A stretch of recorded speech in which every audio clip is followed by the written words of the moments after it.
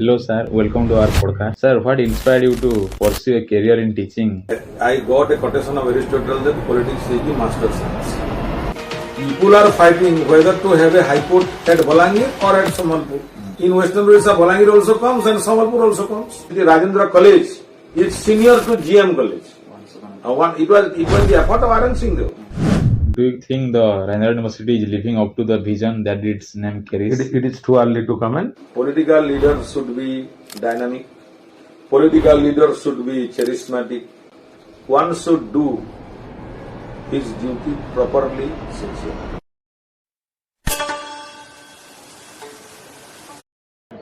Hey everyone, welcome back to another episode of Sugyananda Insights. In today's episode, we sit down with a retired professor of political science who may have officially retired from teaching profession, but who still teaches with the same passion, whose class is not confined to only concept and theory, also filled with wit and wisdom and real-world relevance.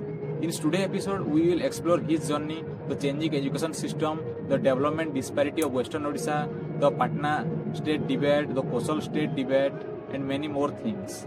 Whether you are a political science student or an educator or just someone who is curious to know about Odisha politics, this one is for you.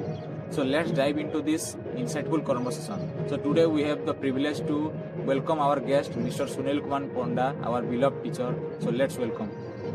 Hello, sir. Welcome to our podcast. Hello, thank you. Sir, how life is going? It is going on smoothly. Thank you, sir, for giving your time to us in this busy schedule. Okay. Sir, what inspired you to pursue a career in teaching political science? Actually, when I was in undergraduate classes, I opted for political science, and I got a quotation of Aristotle that politics is the master science. Yes. From that day onwards, I entered into the subject political science and started it as a career, and it is continuing till date. Yes. Even after retirement, what motivates you to teach political science? Actually, I was not interested after imparting teaching for nearly 37 years. Oh. But some people told me that you go on teaching to pass your time, and you continue till you enjoy teaching. They told me like that. I got some opportunity to join as guest faculty in Rajendra University, and so I am continuing. I will continue so long as I enjoy it, but gradually it is becoming a bit of burden because of the new course structure, because I am to prepare again. Yes. Many courses are there in post graduation and graduation which we had not heard of even. So it is becoming a little bit extra burden. So let us see. But you still able to adapt it very well. It is going on. It is going on, and that is why so long as the passion is there, it is all right. Really, you left a lasting impact on our students who are passionate to study political science. I don't know about that. I went on teaching and teaching. Sir, how has your approach to teaching evolved over the decades? I do feel that my teachers were better than that of me. They were reading so many books. They were taking classes. They were advising us to read some books. And even today, I feel that my teachers were better equipped than us. Nowadays, the pattern of education, now their literature is not available. Then the attitude of the student is also they are going on very shortcut method. They are not going to read any original book.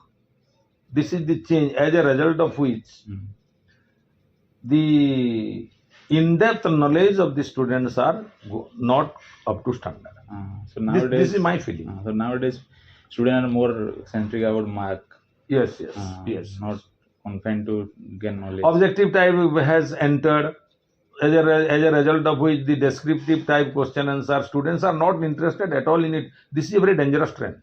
They do not analyze things. They always try to reach somewhere in shortcut method. No, that's true. Could you share one of or two of your most memorable classroom experience? In the entire teaching career, I am a very hard taskmaster. Inside the classroom, I ensure discipline, and I went on teaching. When the students respond, sometimes it gives immense pleasure. I always say that if you don't understand, ask me 100 times, I am prepared to answer. But today, even that is lacking. Earlier, I was enjoying teaching because the students were responding well. Nowadays, the student response is very poor.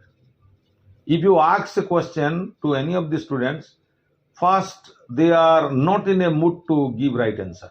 That is very pathetic. So earlier I was enjoying. Nowadays it is a repelling experience for a teacher. This is my feeling. Sir, you stand apart as a humorous teacher. What roles does humor play in your teaching style, and how do students respond to it? We also enjoy studying in a humorous style. Credit goes to my teachers. I came in contact with some extraordinary teachers and legendary teachers. There were many teachers, very serious teachers were also there. But to my mind, the teachers who were even very serious persons were adopting to this humor method. Very serious. Even our HOD in undergraduation, very senior men, even in post graduation, the teachers were adding a type of humor to it. I have done nothing else, but it has automatically come to me. I started appreciating it, and I feel that if you add relevant humor, then it touches the people very well, touches the students very well. So relevant, this credit, if at all I am a man who is teaching with humor, the credit goes to my teachers. Sir, the way you deliver example and relate to the daily life experience, it's quite. Yeah. Sir, what are the changes in the education system? How do you compare today's education system with the one during your early teaching days? It is a very vast field, and in no way we are associated with the education planning process. But to my mind, today's education system, the standard of education has gone down like anything. And no doubt we are changing syllabus, following Western style, and devising different like ICT methods, but the standard of the students are not up to mark. It is a very common thing, and actually we should give serious thinking into it, that the general standard is going down, but nobody is serious about it. This is my feeling. Sir, what major changes, positive or negative, have you seen in the student behavior or learning style? Students are these days not at all serious. Whatever book you suggest, whatever book you recommend, they never read. They resort to your online system. This is my worst experience. Whatever you suggest, they will listen, they will write, but while coming to appear the examination, they must, almost all the students.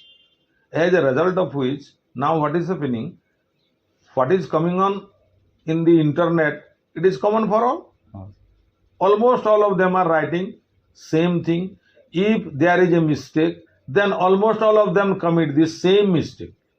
Originality of the students are killed. Original writing is not there. And very astonishing is that they do not have even the patience to read a good authentic book. So as a result of which, many fundamental things the students do not know, because online method will not provide you fundamental things, and which is very, very helpful for basic understanding. The students are lacking in that. So this generation should adopt reading authentic books. Yes. Do you think today's generation is more aware or more distracted in terms of learning? In some field, people are more aware of it. In some field, in particularly in the social field, they are socially distracted because everything is becoming materialistic. They judge everything from the materialistic viewpoint. So, people should be careful about it. Nowadays, even the family life is also ruined, to my mind. Yes. Family life is also ruined. People should be, this should be a concerted effort how to rebuild the Indian society. Yes. It is already in the process of decay. So you have taught us many domain of political science like political thought, Odisha politics, but we are very much concerned about Odisha politics in the recent semester. So what role does political science play in the shaping young minds and society?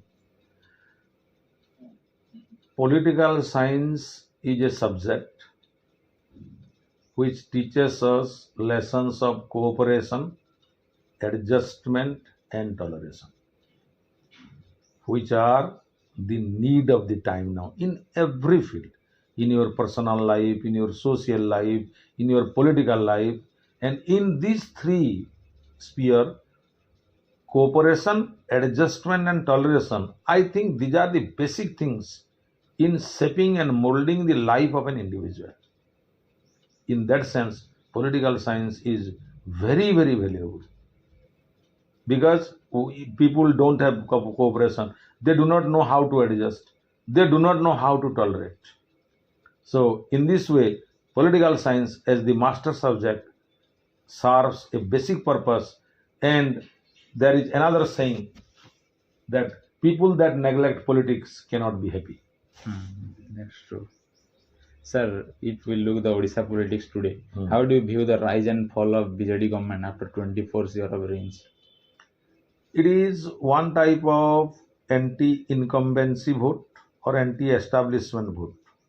That is why people they rejected BJD.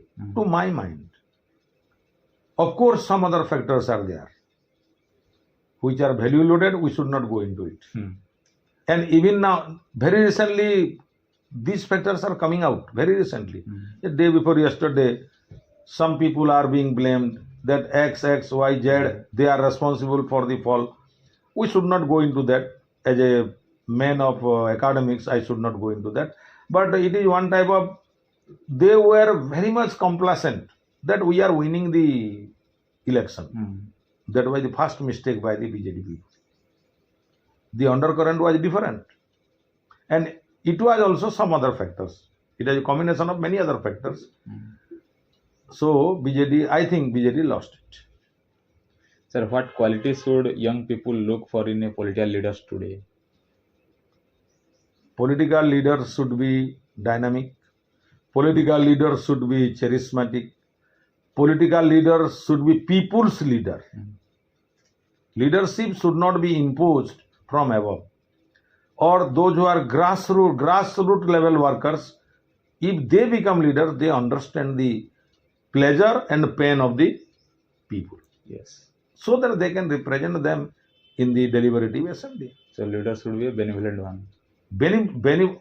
Honesty, integrity, there was a time. There are many examples in the Indian politics, many examples in Odishan politics that people were honest. Take the example of R.N. Singh Dev. R.N. Singh Dev was honest. He was known for his honesty. He was known for his sticking to principles. Nowadays, what is going on? Nowadays, honest people are keeping themselves away from politics. This is a very dangerous trend that is developing maybe in all India level, maybe in Odisha level also. Sir, as you talked about R.N. Singh Dev, can you briefly explain the historical background of Patna state and its political legacy? Patna state was having very good name and fame in Odisha politics. Odisha politics, if you understand post-independence, even prior to that, Patna state was famous. In 1937, Maharaja R.N. Singh Dev, he introduced parliamentary system of government. He introduced Panchayati Raj system. He established a high court and he established two important colleges, the present Rajendra University, erstwhile Rajendra College, and Vidyabhushan Sanskrit College. That was his contribution. And most important is that R.N. Singh Deo, in his tenure as Maharaja of Patna state, he was sincerely trying to abolish untouchability. Untouchability. This is a very remarkable thing. And because he was curing the snake bites, he was moving to the houses of the scheduled caste people and scheduled tribe people without any hesitation. That was his great quality. And on the basis of that, the Patna state was established. His leadership he was a common man, but yet he was uncommon. He was having the quality. People admire. People were telling our Maharaja, he was very short. I have seen him, he was a soft-spoken man. And he was listening to everybody very carefully. Today these leaders, they don't have that quality. That is why that made him famous. How significant his role as the first CM of this Western Odisha region?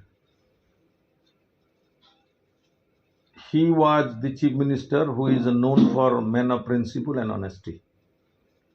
Even stalwarts like Hare Krishna Mahatap, who could challenge R.N. Singh Deo once that you cannot win a seat in the western areas of Odisha,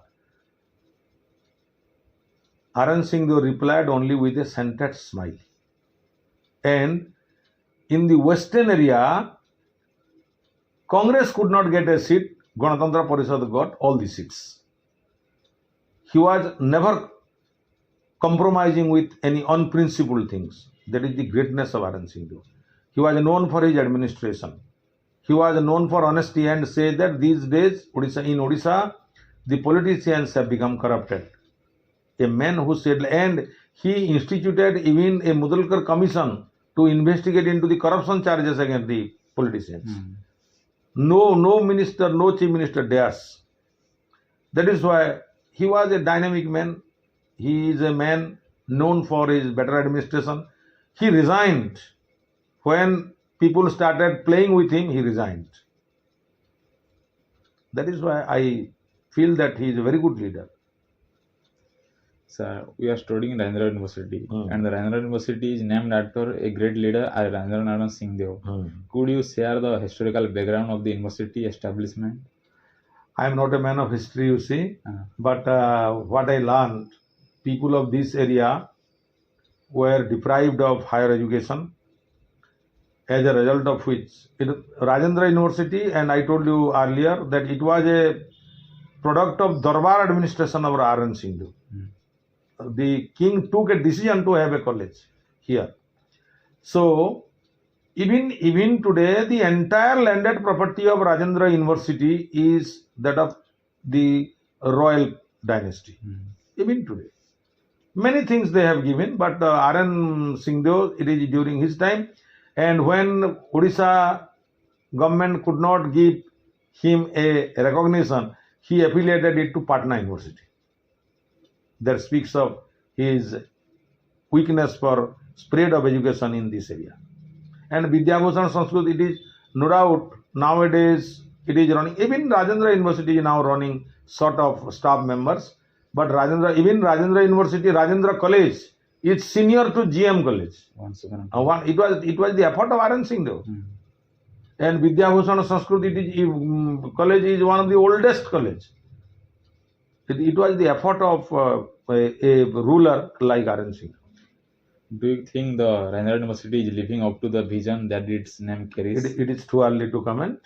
It is now in a very infant stage. Only the first vice chancellor as regular vice chancellor has come. It would be too early to comment. Let us wait for a decade at least to evaluate the pros and cons of Rajendra University. Sir, you must be aware about the development disparity in Odisha. Yes. Sir, what are your views on the coastal demand? You see, when the development is uneven in a state, that gives birth to dissatisfaction. Coastal area, the entire coastal area, It is the so-called Western Odisha nowadays. The Kosal term was taken from history. These people, they feel that this part is being neglected always. And if you see things objectively, there are many reasons for this. First is the communication system, transport, unaccessible lands, many areas are there. Here the rivers are like net. In rainy day, even Balangir was inaccessible. So if you see, look, if you compare it with the eastern part, development is seen there, but here development is not there. It may be due to many factors, but certainly the coastal belt is more developed than that of this belt. That is why people, they feel that we are neglected. This region is not getting the exposure. No, there are many reasons, not that there is a feeling, but you see, whenever any proposal, of course, many factors can be attributed to this. Why this is not developed? It can be analyzed from political sense, it can be analyzed from social sense. We'll take up some time if there is a subsequent question later on in Kosal movement. Sir, along with Kosal movement, we have also the demand of High Court bench. We are failing to achieve the result, and the demand is not successful yet. Because of division among the western areas, very common, let me be very free. People are fighting whether to have a high court at Balangir or at Samalpur. At the same time, we say that we belong to Western Odisha. In Western Odisha, Balangir also comes and Samalpur also comes.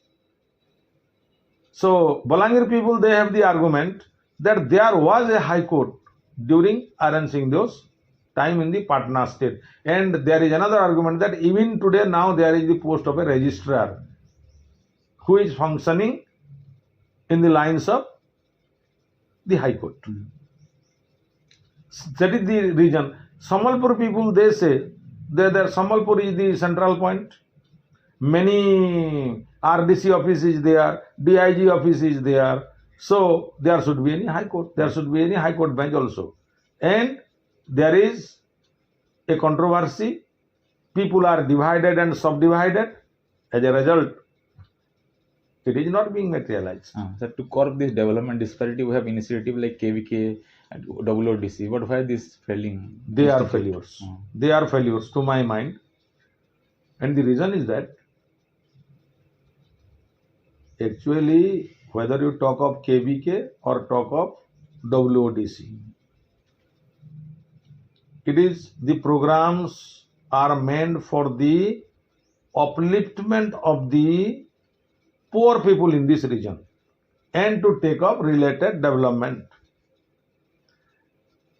I don't think the KVK programs or what are the proposals or what are the main aim, it has reached the common people. In the implementation process, the people are not involved. It is always coming from the upper level. Take for example, people are fighting whether we should have the office of WODC at Bhubaneswar or at Balangir or at Samalpur, and the office is still there. Even some people are arguing that it is better to have the office at Bhubaneswar for official works. There would be smooth work if it is located in Bhubaneswar, and it's continuing. So the common people, many people say that KVK and WODC, they have remained as signboard organizations. Some works are seen, but common people are unable to. I am giving a very peculiar example. When the KVK program was going on, in the hospitals, especially in the sub-divisional hospital, district headquarter hospitals, there was one pathological unit, but it was not known to the common man. To perform some tests free of cost, many machines were installed. Common people are not aware of it. So once the development programs are communicated to the people in the proper manner, then only it would be effective. As a result, KBQ was stopped. WODC is still continuing, but desired development has not been seen. We hope so. We'll get the desired results soon. I can say that it may be sometimes. Suppose a good man come, or the government changes its nomenclature, the government changes its functioning style. This is a golden opportunity because we have the vice chief minister from this Patna God, the Deputy Chief Minister. deputy chief minister of KV Singh. No, he is not in charge of KV. He is in charge of agriculture only. If Agriculture and energy. If it took any step, it can be solved, I think.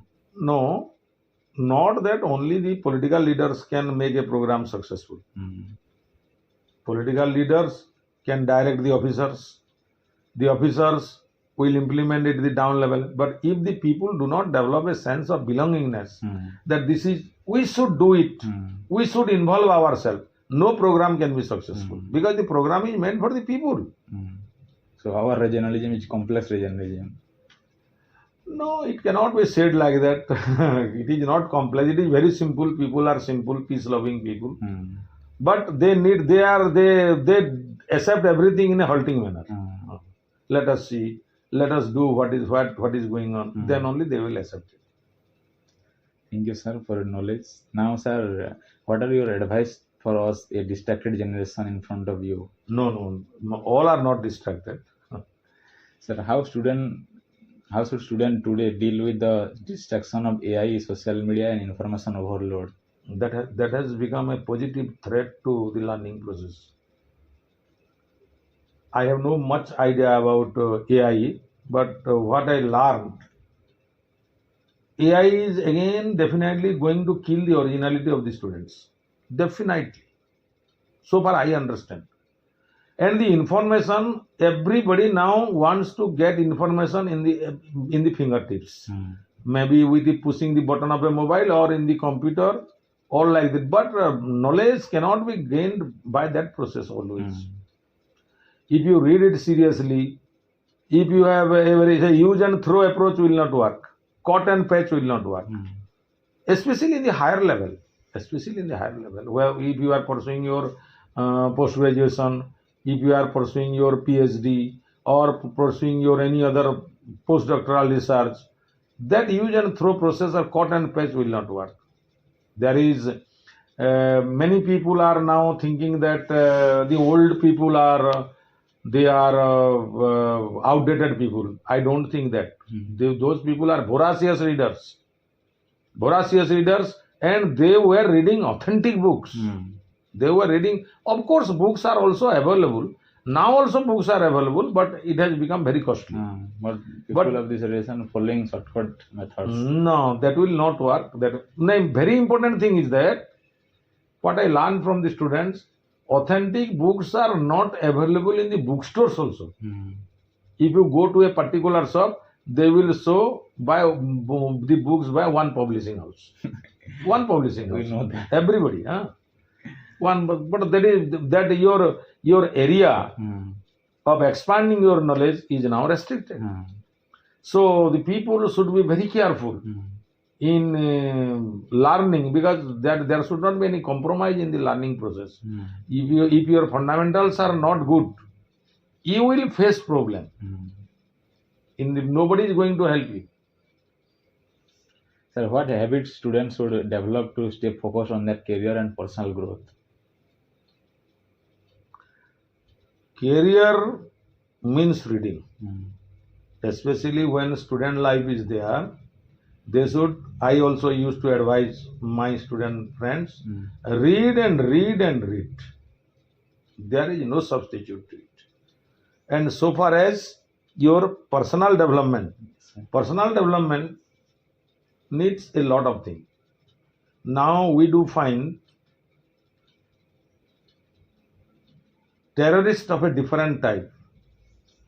Now everybody is becoming a terrorist in his behavior.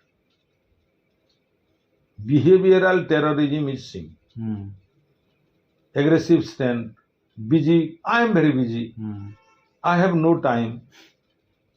This why for? You must analyze why that you are very busy. Why that you have no time. And the young generation are more attracted towards the things that are going on, that are better to say sparkling around them. So depending, they are dependent much on their parents. They are dependent much on their family.